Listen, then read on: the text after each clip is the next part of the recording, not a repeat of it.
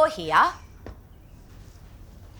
I read that you actually burn calories just by watching other people exercise, so I thought I'd do a little finessing of my butt cheeks instead of binging on the sex scenes in Bridgerton. What's up? Apparently, I have apron belly. It's the excess fat that hangs over your tummy after childbirth, and do you know it can hang all the way down to your knees? The overhang. You knew about it. I've heard of it. I didn't think to mention it. You usually don't care how you look. I don't. How do you get rid of it? Cherry, this will demand rather a lot of guts and determination. I was exercising the minute H fell out of me. I was doing crunches while they mopped blood off the floor. Sounds troublesome. Oh, it is. To lose the apron, one has to overcome thousands of years of human evolution. And stop drinking alcohol. Well, I can do that. People have reversed evolution before, haven't they? Some.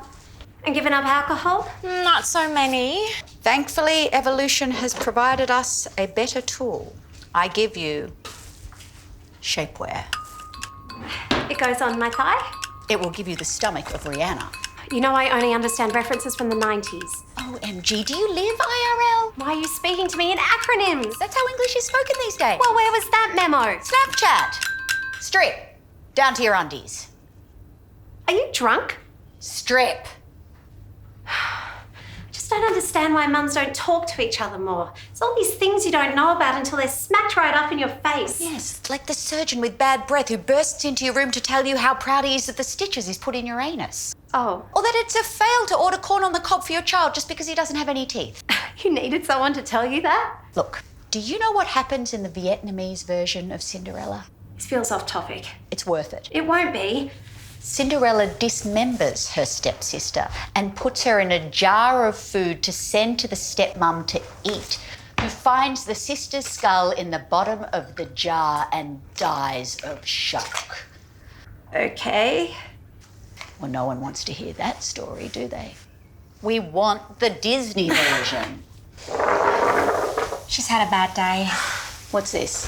An elixir for the middle-aged. Oh, the 90s when we could just snort guarana. I'm sorry. Has something happened? It's just... Mums just love to judge each other, don't they? I mean, we can't help ourselves. You're pretty much the only other parent I like. Well, what about everyone else? Oh, where do I start? Oh. Other mothers give their children pretentious names or they let their toddlers pierce their ears. That's a cultural thing in India, you know. Yes, but not for little Vicky who was born and bred in Shepperton. These are not my people. Well, who are your people? People like me. People who aren't afraid to tell the teacher it's not okay to give their child anything other than heavy praise. Parents who are happy with the educational elements of YouTube Kids and aren't stressing out about their kids having a little bit of cordial every day. You know who I can't stand are those parents who bring their kids to bars and let them do cartwheels in front of the waiters.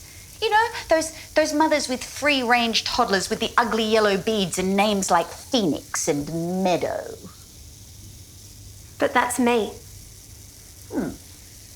No, you're different. No, I have a child called Meadow and she wears amber beads. Oh. Yes, but you wouldn't haul me up in front of management at childcare and say you're concerned because you've noticed that H has been dropped off and he wasn't in a booster seat. And you wouldn't text me later about child restraint laws. And you wouldn't comment that you've noticed that H gets dropped off and picked up by lots of different people, the implication being, oh, I don't know, that maybe I'm farming my child out rather than parenting him myself. Oh, my God. I'm so sorry that happened to you. As women, we should be deeply connected and supporting each other on this beautiful journey of motherhood. We should be acknowledging and respecting each other's different approaches rather than judging them. How? Oh, we could do a little role play. What? It's easy. You pretend to be a mum like me and I pretend to be a mum like you. Okay. I'll go first. You know, it's a real shame that everyone thinks your son's a girl because you've always got his hair up in that top knot. Okay, that's judging me. But that's okay. I can take that on board. It actually doesn't bother me. Have you thought about how it bothers him? It doesn't bother him. How do you know? The idea of this game is to respect each other's approaches. You need to take a good, hard look at yourself. For fuck's sake. I just want to nail the lifestyle. The lifestyle? What? Going to suburban sex parties and becoming a pro in the fellatio room? What? No, not that lifestyle, the other one. The one where my children wear small batch clothes and I make money as a micro-influencer on Instagram. That's a big word for you. Right. How do you feel about using far lower paid women to care for your children so you are free to pursue your much better paid and higher status work? Fuck off. And I think you're drinking a little too much. What did you say? I said I don't think this has worked. Look, it could be so much worse. Your apron could be so big it makes a clapping sound against your thigh, or you could be trying to master a belly hold in one hand while shaving your fandango with the other. Now, you won't be able to eat, and you'll probably get a migraine, but gee, you look great.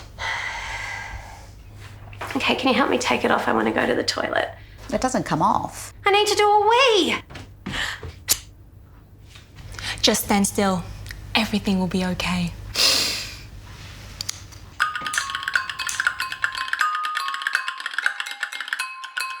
You okay in there? Yes.